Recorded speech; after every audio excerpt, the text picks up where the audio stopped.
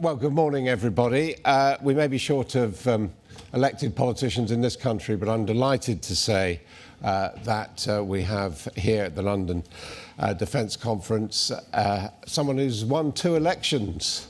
Let's welcome him right away. He is, of course, the current Prime Minister of Kosovo, Albin Kurti, who is going to speak to us. And here he is. Hi. Make a few remarks, and then we're going to have a question and answer, including you, of course, in the audience. So stay tuned very much indeed. I should say that the Prime Minister's just been telling me that he's not really a party politician. He's someone who started out in student politics, which perhaps is a lesson for those of us from King's College here today. Over to you, Prime Minister. Thank you.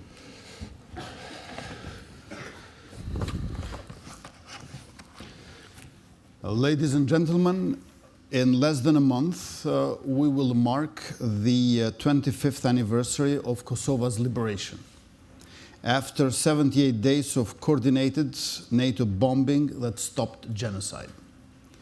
This was an unprecedented moment of cohesion in foreign policy and democratic humanitarianism, a meeting of values and power. The intervention in Kosovo, and more broadly in the former Yugoslavia, was a success. It was cohesive, both interest and value-driven. It paved the way for the return of over 1 million refugees, rebuilding of 120,000 burned or destroyed houses, and the start of a democracy.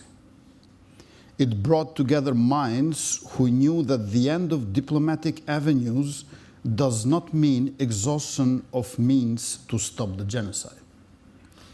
What followed in Kosovo was an independent republic, a fight for good governance and social well-being of citizens, governance that respects human rights and values institutional sustainability, with a constitution and laws that, as the Council of Europe noted earlier this year, fulfill and exceed the European standard for human and minority rights protection and democratically elected bodies that enforce those laws. Kosovo challenged and defied the pessimistic views on what Western intervention could accomplish. In 25 years, the country has strengthened itself with the help from our international allies. It is now the #1 democracy in the region. In the past 3 years of our government's mandate, foreign direct investment and exports have doubled. We've had over 6% average annual economic growth. Tax revenues have increased by 2/3 without changing fiscal policy. There are over 150 administrative services that we have digitalized, and we've joined the UK, Switzerland, and Scandinavian countries in Europe to have over 96% high-speed internet coverage in the entire country. The Balkans as a whole have also changed significantly. The region is developing rapidly. But the threats have persisted. This is in no small part due to the fact that senior members of Milosevic's regime that were in power 25 years ago are in power today in Serbia, including then propaganda minister and now President Vučić. And Serbia is presently forging ever closer bonds with especially Russia and China. At a time when we are experiencing war in Europe, we cannot ignore the threat of another war in a region that knows all too well what this means. Last year, 3 of Kosovo's police were abducted near the border. With this action, Serbia tested the boundaries of how far it could go into a NATO-protected zone. The response, or rather the lack of it, that they have received encouraged them to act again, and in September we experienced a terrorist attack. This was not a casual infringement upon our territory. Troops trained in official military bases in Serbia, carrying armaments worth millions, entered the country. Close to 100 heavily armed individuals were stationed in and around the Banjska Orthodox monastery with a plan for a longer and larger conflict to take over the northern part of our country. It is not only Serbia's alignment with Russia that suggests that the aim of that group was to replicate what Russia did in Donbass in 2014. The authoritarianism in Belgrade feels there is enough political and security vacuum to behave this way. The vacuum is not imagined. 9 months after the attack, those who orchestrated it live with impunity. Kosovo is not the only country in the region that is vulnerable to a physical attack. The threat, though most escalated in the form of military troops, is constantly manifesting itself through a wide range of gray zones tactics. It is seen in the vast disinformation infrastructure that Russia has helped build, uses NATO intervention is used to vilify the West. It is in the drugs smuggled across the border used as means to fund the war machinery, and the use of Orthodox churches as politicized vehicles to store arms, a statement made public by UK Chair of Foreign Affairs Committee, Alicia Kearns. This is also a direct threat to our democracy. Democracy needs safety and security in order to thrive. According to a study conducted by the International Republican Institute, 87% of Kosovars support a pro-EU and pro-Western policy. This is the highest percentage of any Western Balkan country that believes it is heading in the right direction. Additionally, 78% rate their household economy from somewhat good to very good. This growth has been made possible by the safety that we work diligently on. In these 3 years of our mandate, the Kosovo police have dismantled 111 different criminal groups, seized over 2.4 tons of various narcotic substances, destroyed 17 narcotic laboratories, and eradicated around 50,000 narcotic plants. 35 illegal border routes have been closed. Of these, 27 were closed unilaterally with Serbia, 6 in cooperation with Montenegro, and 2 with North Macedonia. While our republic collaborates in every sphere with its partners, such as the United States, the United Kingdom, and the European Union, Serbia intensifies its cooperation with Russia, China, and Iran.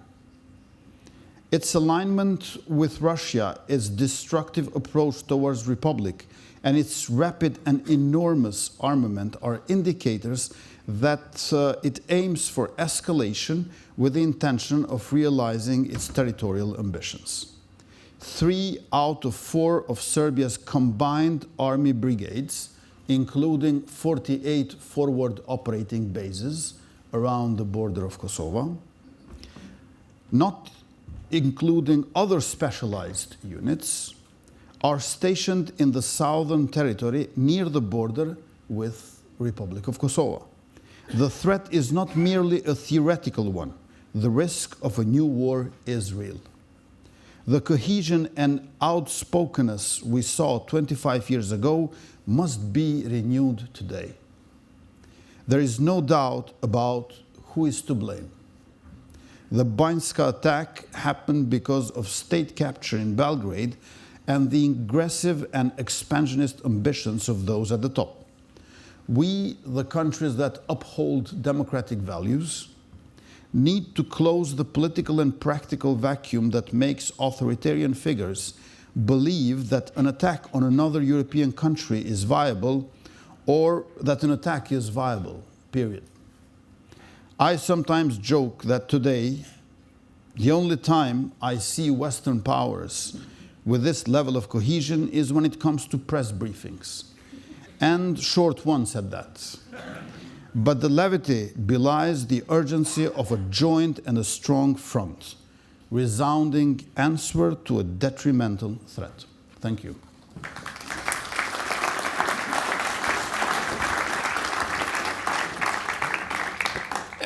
Prime Minister, thank you very much indeed. An alarming picture you painted. You would agree? Yes. 25 years ago, we have had this Serbian plan called Horseshoe Operation inside the territory of Kosovo, expulsion of Albanian citizens to North Macedonia, Albania, and Montenegro.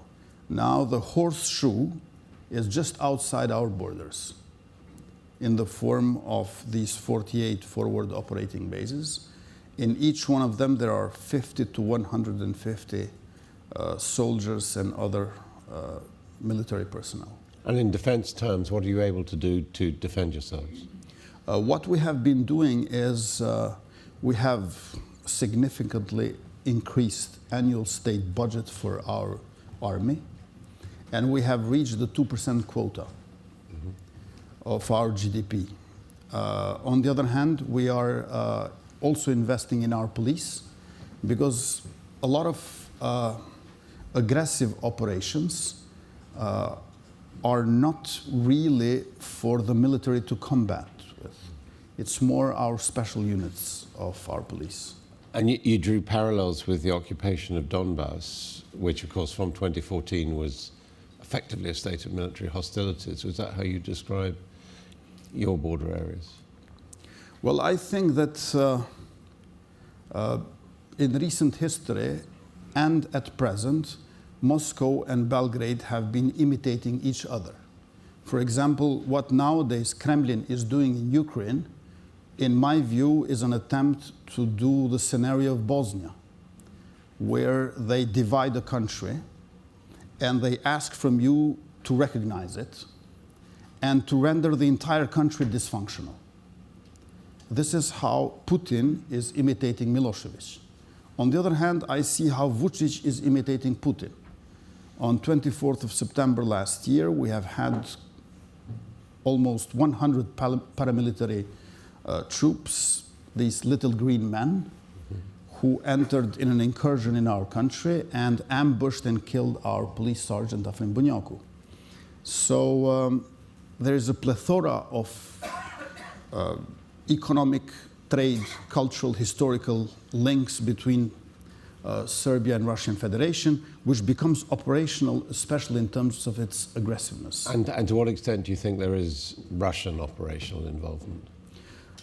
In recent years, especially since 2012, when a so-called Russian humanitarian center has been established in Niš, training over 3,000 people for special tasks. They have been penetrating academia in Belgrade, Serbian Orthodox Church, media, and state apparatus, especially military, police, and intelligence. And the little green men, are some of them Russian? We do not know whether some of them are Russian, but when they have established barricades in the north in December 2022, there were people with insignia of Wagner and of Night Wolves. Night Wolves and Wagner have been communicating and cooperating with these paramilitaries. I believe that this also shows a certain powerlessness, because 30 years ago, they would just bring a truck with Kalashnikov and distribute it to the villagers, to the people in countries all over Yugoslavia, in Croatia, Bosnia, Kosovo, and so on and so forth. Now that is not possible anymore, because there is no more nationalism of masses as sort of a fuel for war machinery of these autocrats. They have to work with criminal structures who are like Wagner wannabe. So they employ criminal structures. War criminals from the 90s in this century turned into peace criminals of smuggling. And now these peace criminals of smuggling, they want to use patriotism as an embellage for their criminal activities. And that's why fighting organized crime and ensuring security for the country are not different things at all. Take some questions from the audience in just a moment, but before then you referred several times in your presentation to a security vacuum and a vacuum of support you feel from the international community for the democratic Kosovan government. What would you like? What are you seeking? We want to join NATO as soon as possible. Kosovo does not have partnership for peace with NATO yet, even though Serbia has. This is a paradox. It's illogical to think that we still don't have that. However, I think we are already past that. We should work together so Kosovo joins NATO in this decade, and we contribute to security and we benefit as well. Together with UK forces, we have had co-deployments in Falkland Islands and in Belize, with US Army in Kuwait. We need to increase our capacities, capabilities, and to be provided with modern technology, because toward autocrats, they will never understand your generosity or peacefulness. They will think that that's an expression of your weakness or fear. Okay, lots of questions. First of all, question there.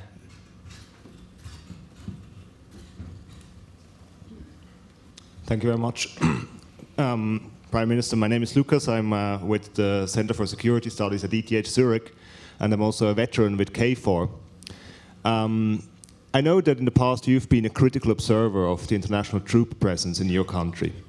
And now, in the light of the current security situation with the risk of a new war coming up, have you changed your mind in certain points regarding this point? And do you still believe that, or rather, do you believe that the international troop presence is actually a positive factor in the security sphere in Kosovo? Yeah. And if yes, for how much longer will KFOR be needed in your country? Thank you.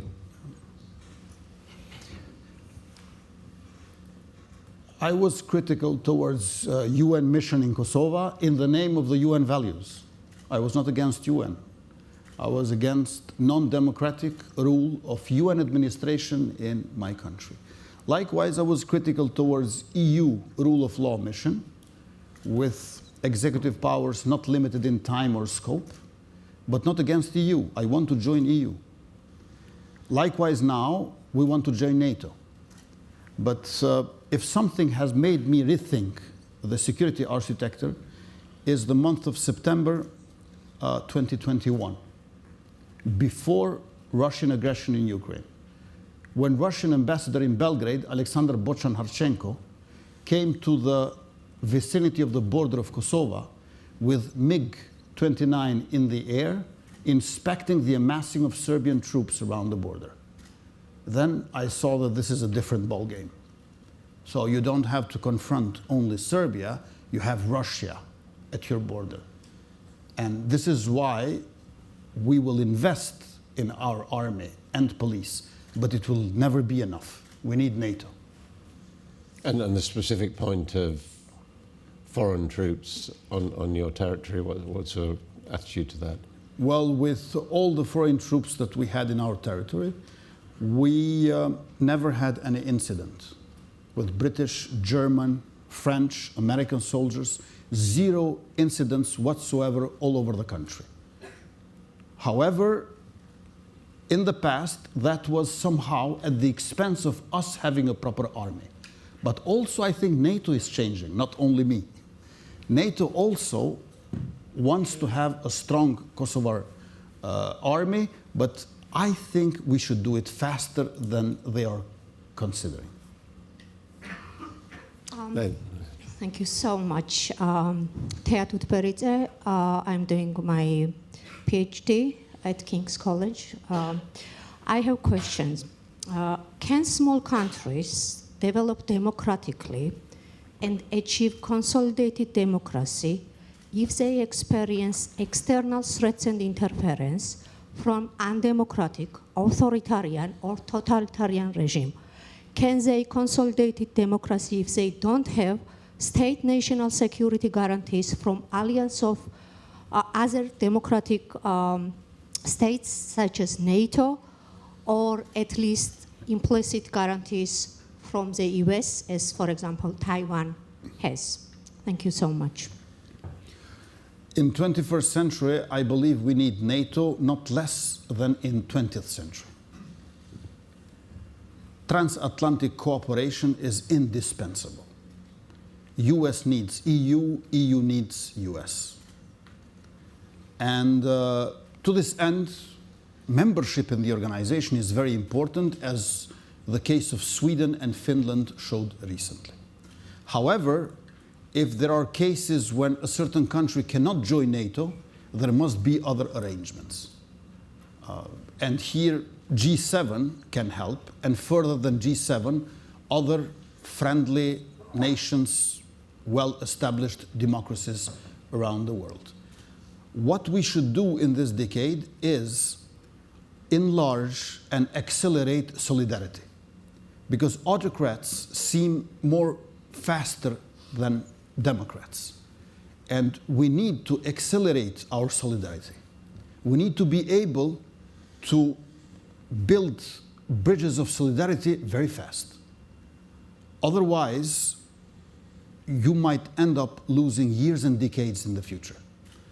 This is what I believe big capitals should deliberate upon. I think there's probably an element of almost defeatism, that Western expressions of support, if you like, are nothing compared to the practical ways which autocracies seem to be threatening at the moment. Yeah, yeah. And now we, of course, cherish consensus as a value. But consensus was thought of as means of not leaving anyone behind, not as providing veto power for a certain member. So this also must be addressed. Just there. Robert Fox. Yep. Good morning, Prime Minister. Yes, I was in Kosovo 25 years ago. I'm interested in your depiction of what Russia is up to.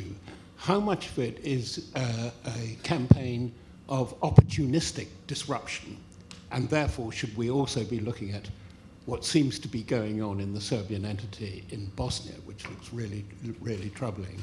Or how much is this a coherent plan which has a minimalist approach? You talked about Donbass. Do you think Serbia plus Russia is trying to detach the Mitrovica pocket for you and accrete that to a greater Serbia, to use an expression? So is it just opportunism catching us out unbalanced?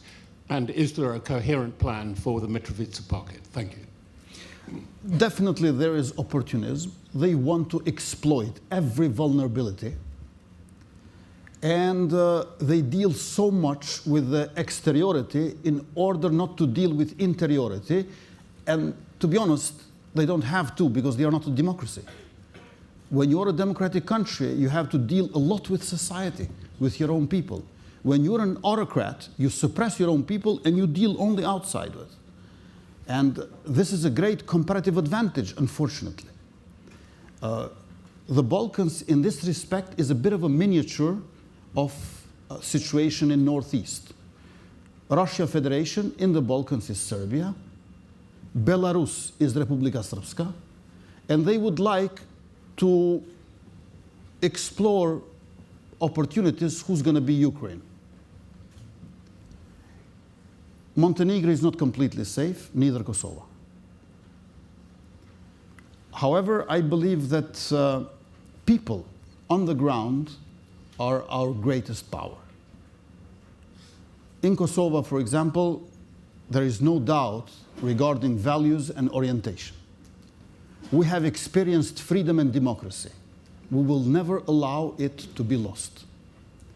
And in addition, I would here emphasize the fact that there can be no democracy, not only without human rights, not only without rule of law, but also without political pluralism.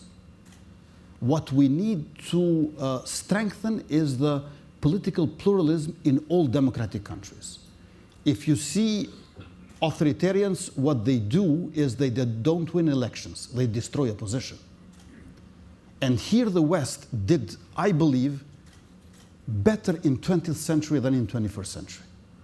We need in every nation, in every country, to enable opposition as such. Because without opposition, there is no democracy. When you lose opposition, then authoritarians become regional and continental threats. Gentleman there. Yes, my name is Alexander de Vos van Steenwijk of the Athena Defense Fund. You mentioned Kosovo as the #1 democracy in the area. And you've spoken about your partnerships with the UK and the USA, but especially in military terms. What are you doing to develop your relationships, which in the end will be the most important, with your neighbors, apart from Serbia, of course? Yeah. Yeah.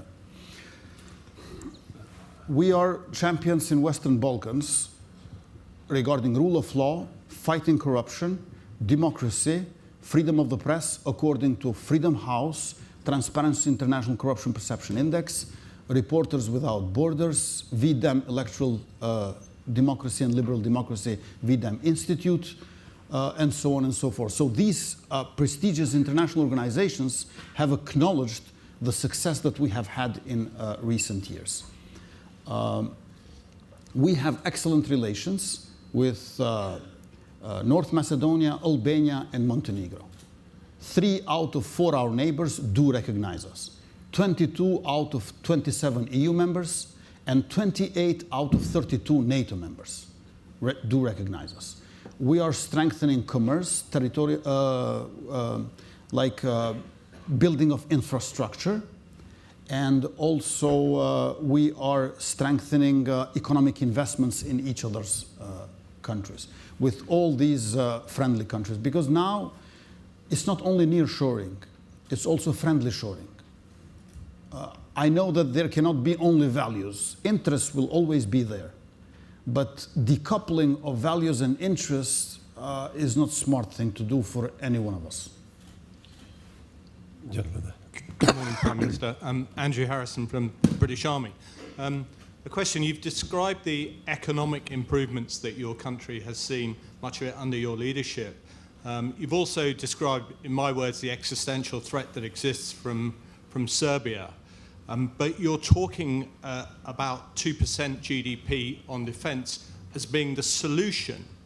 If one really believed that existential threat existed, and clearly you're uncomfortable with the EU and NATO presence in the country, I would have thought you'd have been reliant upon national defence and putting more resource, above 2%, into it than you're currently spending. What's your perspective on that, sir? I'm not saying that we shall stop at 2%, but in the past it was not even 1%. So we doubled investment in the military capacities. We tripled investment in ammunition and equipment. And 4 times we have increased international trainings for our officers and soldiers. In these 3 years, we have added almost 50% the number of soldiers for our army. So this year, it will be another 600. And previous 3 years, it was 1,852. So we want to include our youth in our defense. And to that end, we have 2 programs. One is education for security that will start this summer. And the other one is concept document and adequate law amendments and strategies for total defense, comprehensive defense. And we are taking elements from Baltic countries and Finland that could be useful for us. think our time is nearly up. You were going to be seeing David Cameron here, as indeed we were, but because of the election, that has not taken place. What would be your message to the British government, and indeed, what is your message to the defence community, as it were, that's assembled here on behalf of your country? UK knows the Balkans very well. Capitulation of Serbia was not done really to Kosovo, was done to a British general, Sir Michael Jackson, on 9th of June 1999. We're going to mark 25 years of that capitulation this year. So it is very important to cherish and protect the British legacy in the Balkans, in particular for Kosovo, and to make sure that any kind of future dreams, let alone attempts, to go against NATO and democracies in the region will have firm response of British government. Ladies and gentlemen, Albin Kurti, the Prime Minister of Kosovo. Thank you very much indeed.